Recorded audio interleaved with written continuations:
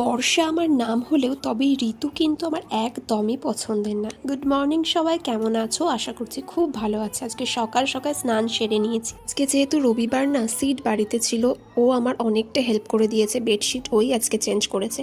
তারই মধ্যে 12টা প্রায় বাজতে চায়, আমার কোনো ব্রেকফাস্ট হয়নি, তাই সকালবেলা দুজনেই ছাতুর ঘোল খেয়ে নিয়েছি। তো ওকে ঘোল খাওয়াতে তো বেশ ভালোই লাগে, তারই মধ্যে আমিও খেয়েছি আজকে ওর সাথে।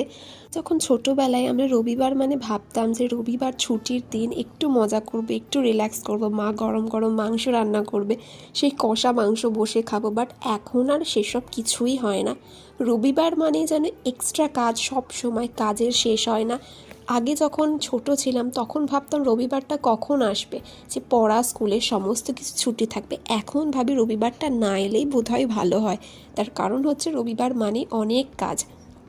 এরই মধ্যে এই যে আমার ইনডোর প্ল্যান্টগুলো ছিল, সেগুলো একটু বাইরের দিকে রাখছি। আর জানো তো, আমার না খুব একটা আর্টিফিশিয়াল ফ্লাওয়ার বা আর্টিফিশিয়াল প্ল্যান্ট বলো, আমার খুব একটা ভালো লাগে না।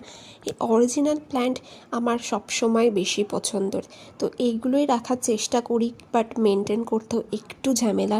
গাছ আমার ভীষণ প্রিয়, তাই আমার কাছে কোনো ঝামেলা লাগে না। আর রিসেন্ট হলেই মন্ত্রটা আমি জপ করি, প্লাস ডায়েরির মধ্যে লিখি, যতটা সম্ভব হয়, যতটা লিখতে পারি। তোমরাও করতে পারো, ভীষণ একটা পজিটিভ এনার্জি দেয়।